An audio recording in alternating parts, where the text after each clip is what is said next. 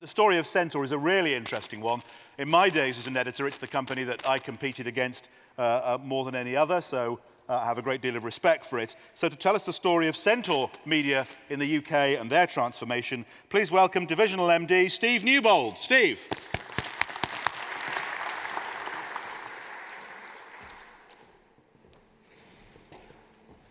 Okay, good morning, everybody. Apologies from Andrea, but it's our year-end results, so unfortunately she was called away this morning.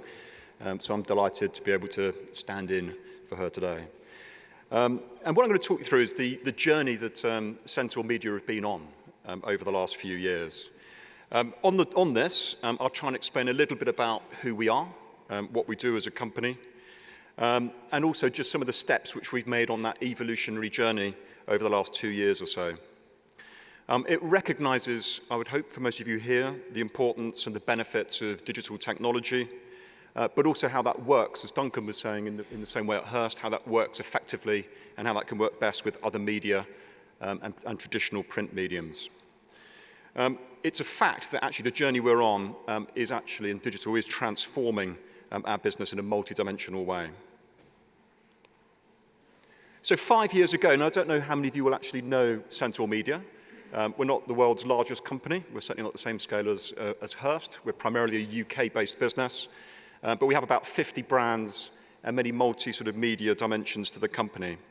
But if you go back a few years, out of those 50 brands, pretty much all of them were siloed. They're mainly in business-to-business sectors as well, I should add. They were individual print brands, individual exhibition businesses, research, but also data products. Some fabulous heritage brands. I mean, the Engineer actually is one of the oldest B2B brands in the world. It goes back to about 1850. They were all successful in their own way, but they were all completely and utterly doing their own thing. There was no real consistency across the group. And I think the thing with digital is that you need to have and work out how you can actually get that to work across your businesses. The other thing I should say is that our advertising revenue was everything. All of our businesses were controlled circulating, so they were going out for free, which is quite expensive to actually do. And even the events in many cases that we were actually running were also free to attend and largely sort of paid for by sponsors. So we were dominated by advertising revenue. And actually, as I'm sure some of you here would have experienced, particularly in the world of print, this began to fall away quite rapidly. So there was an urgency in the first instance to do the inevitable, which was to cut costs across the business, but also, more importantly, to consider a new approach as to how we would work going forwards. So the last few years have seen significant change as we've started this journey. We're not only really there about sort of trying to catch up with our competitors, but obviously the ambition was there to sort of try and overtake where we can and to move faster in many instances. We would like to think, and certainly Andrea would say this if she was standing up here today, that we're a business which has ambition, purpose, and of course she would say clear direction. We're totally focused on our customers and enabling them to improve their decision-making and therefore to improve their business performance. So our ambition is to use digital technology and events to transform the business into a multimedia content and insight business. Now that's quite a big change from a traditionally controlled circulating print-based advertising-led organizations. So to do this, we're focusing increasingly on our high-value audiences. And I think for us, because this is business to business and we have market-leading brands in all of our relative sectors, it's about niche markets, it's about going in deep, and it's certainly not about volume, it's about the value that we can extract from those markets. It's also an easy thing to say, well, look, we want to be, customer-centric. But what that really means is working fluidly across all of our different platforms. There's also continued investment in product development, which we're committed to. And of course, our shareholders will expect us to deliver stronger and sustainable margins, which means moving away from traditional advertising. So by working together, and this is across our different platforms, the teams have been able to get much closer to their markets and build a deeper understanding of their customers' challenges and needs. And this is where we started the journey, by focusing on the customer rather than the format. We are now delivering the most relevant content and choosing the right platform for the task in hand once we have that understanding. And by creating portfolio teams, and these are all now under single managing directors across the business, so these are hybrid managers looking after multi-formats. When you combine this with the strong brands that we have, we're able to develop faster, and they've benefited from the capabilities and the skill set of a broader talent pool. It's a really good place to be, actually, because if you're having a struggle in one particular area from a revenue perspective, there's always other levers that you can build and pull across the brand. And finally, I would say for our people, by working together, we've also been able to sort of work better with our customers. I mean, everybody would ideally like to have a single point of contact, and I think if you've got management which is working across portfolios, you can be that much more agile, and that's an easier thing to actually sort of prepare and to pull off when you're actually talking to your customers. But the start of this, which I'm keen to sort of really get across, is that we stepped back a bit, we listened to our customers, really tried to understand their needs, and then set about improving our products and our services across the business. We've developed products that we think will further improve the quality of our revenue mix also over time, and I'll come on to a bit more of that in a moment. But really, by getting that deeper understanding, we're able to develop more products more reliably and more quickly. And for us, it's all been about pace. We weren't so worried about getting a few things wrong on that journey. It was just getting on with it. We had to understand that most of our managers were either publishers or exhibition managers. They weren't multimedia experts. There aren't many of those out there. So we had to put them in at the deep end, combine them with sort of individual expertise in those disciplined areas and different platforms, but most importantly, just get on with it. So last year, let's have a look at some of the successes and some of the pace which we've introduced just in the last 12 months. We relaunched 9 magazines, many of which are actually weekly titles, which is no mean feat. We launched 6 new annual conferences. We reinvented 2 exhibitions. We created 3 new digital subscription products. And we actually went the whole way and upgraded all of our websites. So that's 11 key weekly publishing brand websites, all to be fully responsive and suitable for desktop and mobile all over the last year. So this was about pace, significant central investment in product development, and of course the need to bed in and change new platforms and migrate all of our data. The other thing we did across the brands was to make sure that we built a proper in-house conference capability so we could scale that up as well across our multiple different markets. So look, over the last 12 months, we have had some success, actually, when we've re-energized our brands. We've seen some very positive improvements around brand engagement, which we do through Net Promoter Scores. And it's all really, especially online, is where we're really sort of measuring our success. And I should add, the platform that we're using across our business is the WordPress platform. For some of you who don't know that, I'll be happy to sort of spend some time with you during the next day or so to show you how that works and how we did it. So on our marketing portfolio, some of you here, certainly from the UK, will be familiar with Marketing Week as a brand. We've seen the page views double over the last 6 months since we've been on this journey on that brand. But also other subscription areas, newsletter subs, which we get sponsored, are up 22%. Social media, Twitter followers, we're up 27%. The Lawyer's website share has climbed from 30% to 37%, with newsletter subs up 22%, Twitter followers up 27%. Employee Benefits, which is a magazine and a brand aimed for people in the business of HR. We've now got a multimedia audience, which is 18% up year on year. And this is all, as I say, in the last sort of 12 months. The Engineer, as I was saying earlier, our oldest brand, we've now doubled our sort of audience and visitor share there. Corporate Advisor in the financial markets, we've gone from strength to strength here with a 208% increase year on year. And one of the other bits we do have in the portfolio, we do have a consumer portfolio, which is the home interest portfolio with brands like Home Building and Renovating, Real Homes and Period Living. Quite a small operation in the scheme of things compared to Hearst and Time Inc. But this has seen a massive change in terms of digital performance in this part of the business. And we now have over 1 million customer touch points through our digital websites a month. And this has rapidly changed. The other thing I should say as well is from an advertising revenue perspective, It's the importance of the data that you're collecting. And I should say that, in the past, we weren't even really measuring the data and the audiences and the richness of the data that we had and the people that we were reaching. And if I was to say to you that we're now getting half of our revenue on our consumer businesses from using that data and charging people by the individual user, it's a real transformation in the way we're actually working across that business. So these aren't ads served up on digital websites. This is using our data to reach people individually and people that we've got to know very well by analysing that data. So today, our culture and the team's entrepreneurial spirit is focused on delivering improved customer satisfaction more than ever before. I wouldn't want to suggest that we're perfect, and we haven't still got a long way to go, but the ambition to deliver highly valued content to customers and audiences rather than delivering a magazine or an event in their own right is a critical change. It's a cultural change which you have to make. The teams now measure and track brand engagement through our Net Promoter Scores. We're looking at loyalty in terms of renewal rates and product satisfaction. And these are KPIs which perhaps we didn't have 2 or 3 years ago. But it's really beginning to unite the teams, particularly across content, advertising, and marketing. So let me give you an example of how all of this is starting to work together.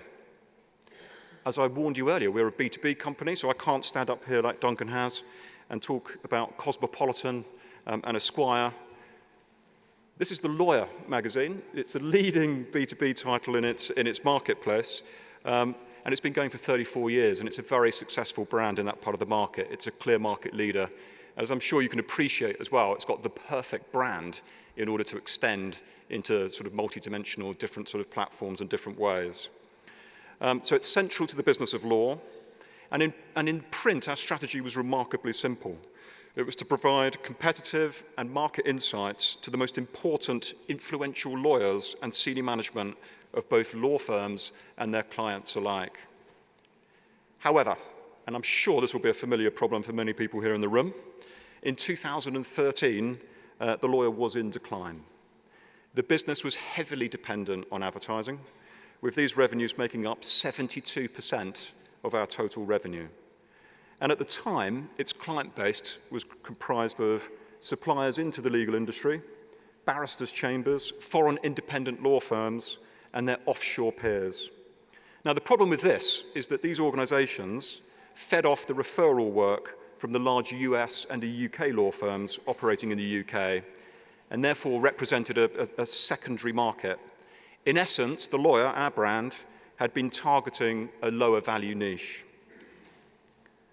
So what the team did, and this comes back to the first part of our journey, is firstly, we reviewed the performance and then set about changing and overhauling the strategy that we had for that brand. Now, what was clear from the start was that aside from recruitment advertising revenue, which, by the way, is still growing, unbelievably, even in print, and also things like table sales at awards, which is also still growing. But aside from that, the large UK and the US firms were spending very little money with us on our own products and services. Every week they would come in, they would read our content, they would read our free stuff we were putting up on the digital services, but this was simply generating advertising revenue and very little more. And if you keep in mind that the top 100 law firms operating in the UK generate total annual revenues of £37.5 billion per year and have profits of £12.5 billion, for the Lawyer, we just simply felt, well, look, surely this is where the opportunity is for us. So following our customer-first approach, we set about the largest market research program the Lawyer had ever done. Our aim was to understand the content and client engagement requirements of the legal services industry and focus on where the substantial value could be. We were identifying customer base where they could make money and work out what they needed and what they wanted to actually satisfy growth in their own businesses. So within these firms, we focused on the following job functions: senior management, lawyers, and business services, in particular business development teams within those law firms.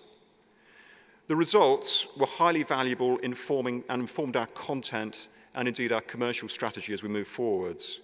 But more importantly, it really helped us to sort of decide where we were going to invest in terms of product development for this brand and then how we could actually structure this for growth. So today, the lawyer now taps into what we call the legal information market, which is a significant shift from where we were before.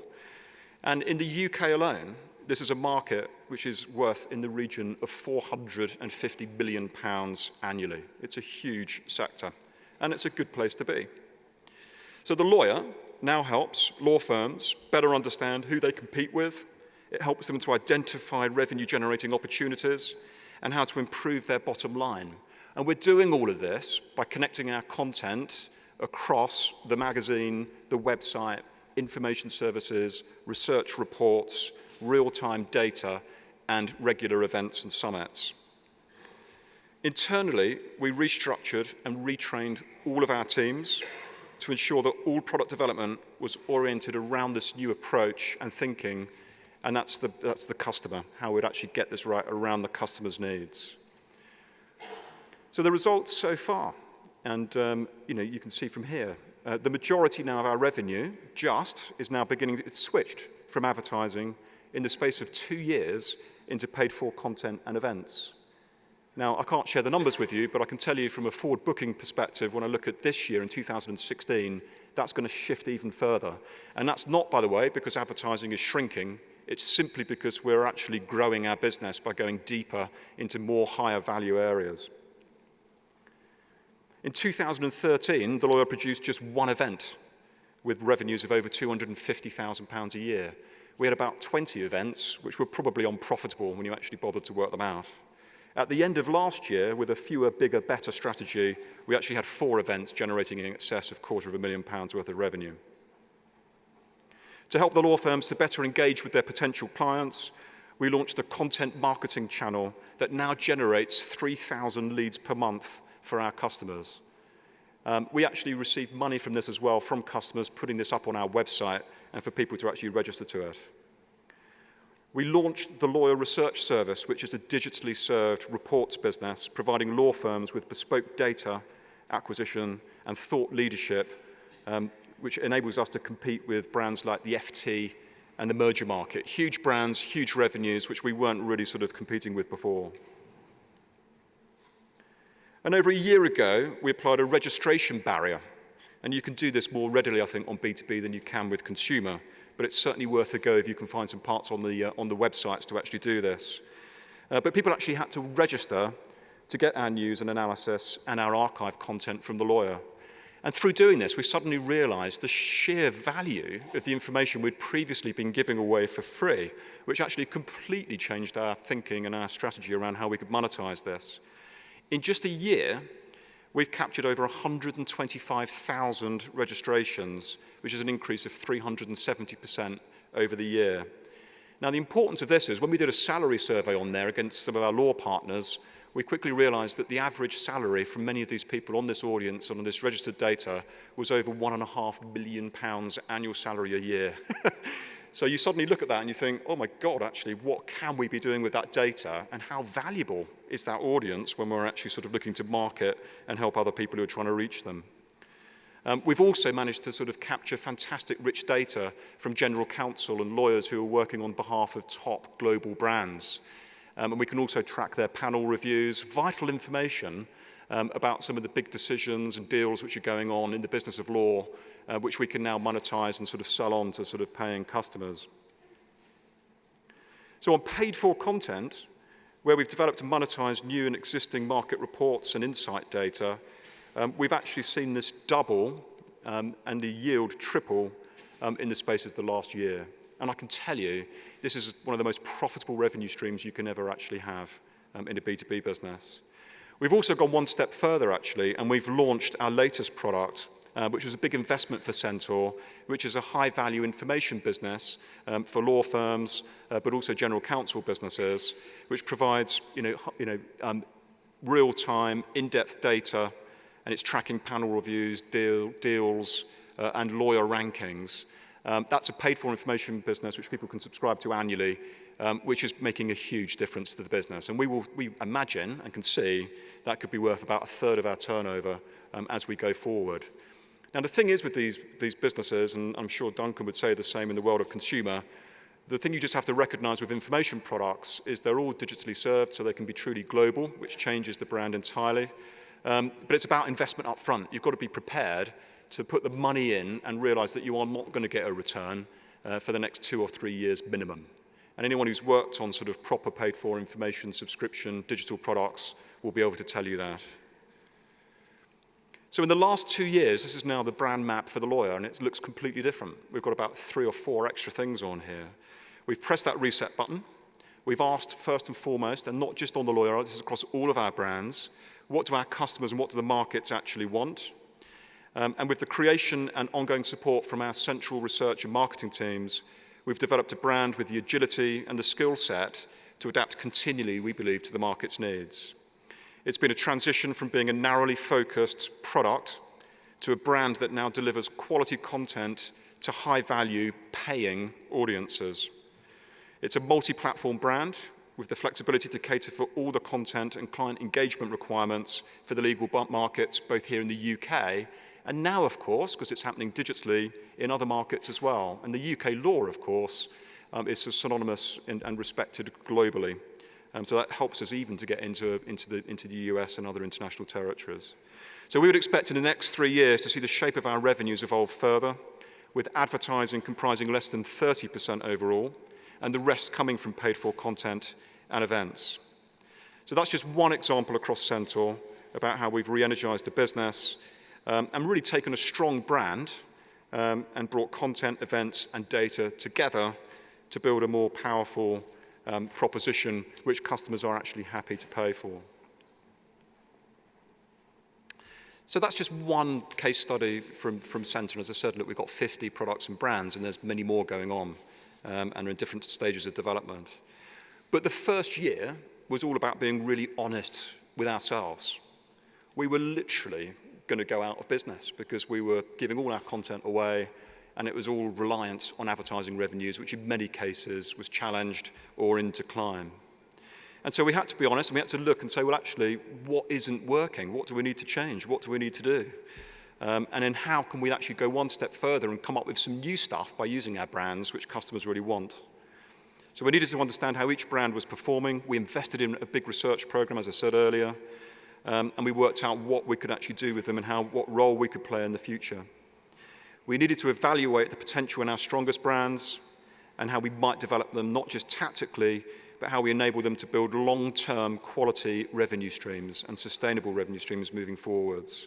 So it was a multimedia capability which was required, and I will tell you that the biggest challenge of all has been getting the senior management to actually understand how to manage more than one different type of platform or medium.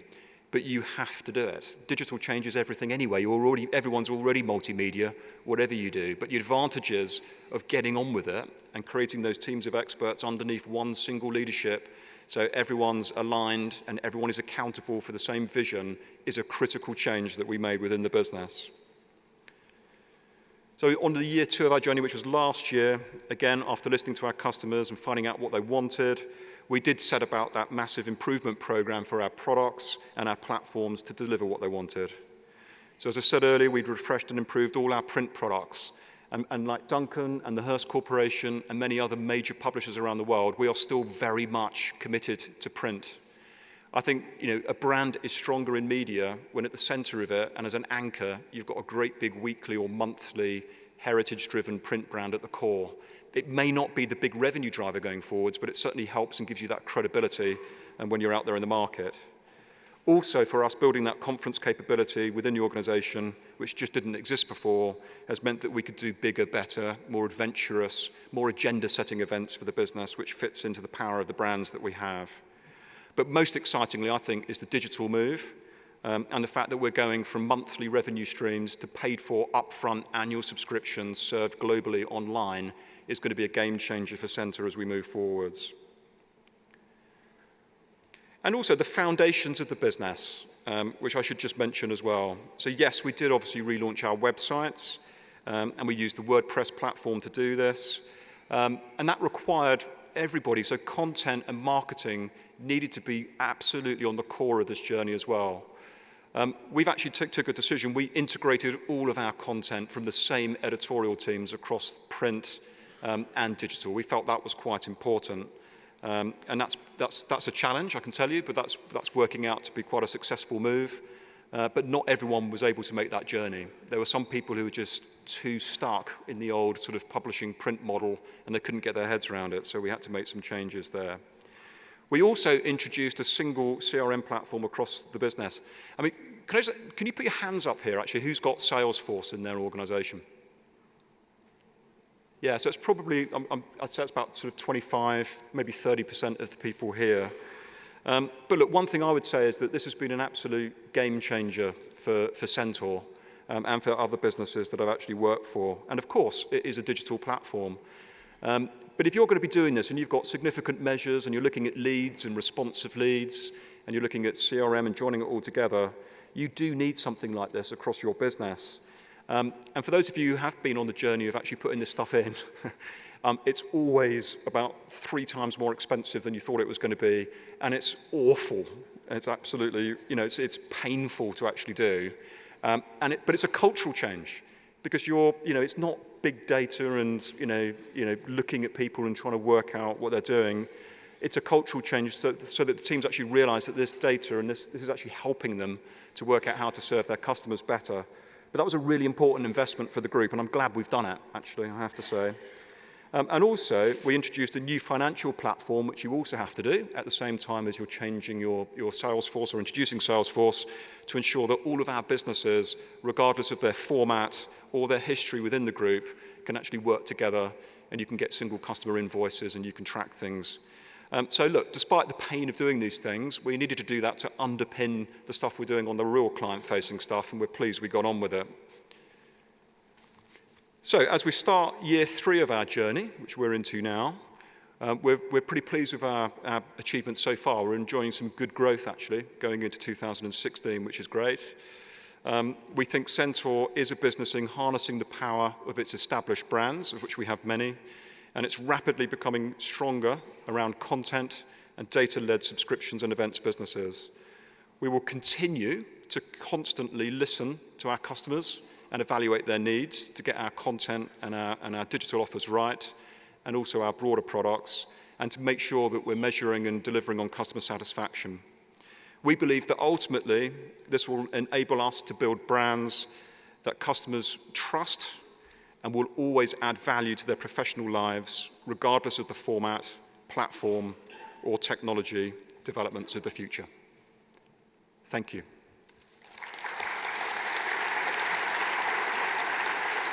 Steve, will you take a question? Yeah, of course. Great. Yeah. Okay, if you have a question for Steve, do raise your hand, and I'll hopefully spot you in this week's vast crowd, and one of our very efficient helpers will run to you with a microphone. Have we seen one already? There it is, yes, brilliant. If you wouldn't mind just giving us your name and company when you ask, so we know you aren't a sinister imposter, that would be great. Thank you. Hi, I'm Nikki Simpson from PPA in Scotland. You talked a bit about the lawyer, which seems like a very cash-rich industry. I was wondering if you've had the same success in your events business across the other platforms or across the other brands?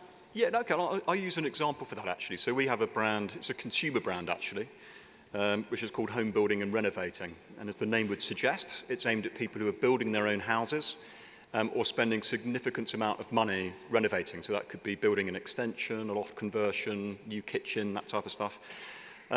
So what we had there was, we had a good website with all of our content served up, and we integrated the content teams quite quickly, actually, on that particular brand. But again, it was all advertising revenue. And then we did some research, and we realized there were 2 things that we could actually do, actually. And number one, if you're building a house, one of the biggest single needs you need is a plot of land to actually sort of build your house on. And it's very hard in the UK to actually find a plot of land. So we launched a service called Plot Finder, where we literally have a team which is scouring all the sort of the estate agent websites and also some advertising in the magazine and the website, encouraging people to actually sort of put their plots of land for sale with us. And we have over 13,500 plots of land for sale every month.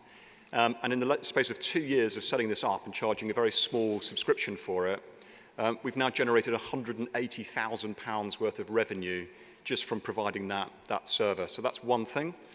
The other thing we did on that business, and there's over 500,000 unique users to that website every month, is we started capturing the data. So when people are registering to go onto that site, bearing in mind it's a consumer site, we were able to track how much money they were wanting to spend on their self-build or renovation, what they were looking to do with their property, or if it's a new one, what they were trying to build, how much money they were going to spend. And then we took that information back to our traditional advertisers and started to monetize that through anything from emails, but specific, tightly targeted campaigning. And over the last year, from nothing, outside of our normal advertising and exhibition revenue channels, which are still going up actually on that brand, we've developed over £600,000 worth of new advertising revenue from people, hitting very targeted, unique, niche audiences. And the one thing which I'd also add to that is, and this is where the B2B background actually really helped us in a consumer environment, was that we didn't actually go back and start talking to the advertisers in terms of cost per thousand. We spoke to them in terms of the value of cost per user and almost cost per acquisition. Because if you're building a house, the average self-build budget for a home builder is £350,000. And so if you're a windows supplier, manufacturer of bricks, architect or whatever, the value of those individual touch points was enormous. So actually, the cost per thousand we're now charging is hundreds, if not thousands, as a result of looking at our data and the value of that data for our customers very differently. So that's just one example, and of course there are several others. Okay, I'm sure there are more questions, but Steve, I'm guessing you're around for a little bit longer. I'm here, yeah. And can be approached in the break. So can I ask you please to thank Steve? Thank you. Thank you.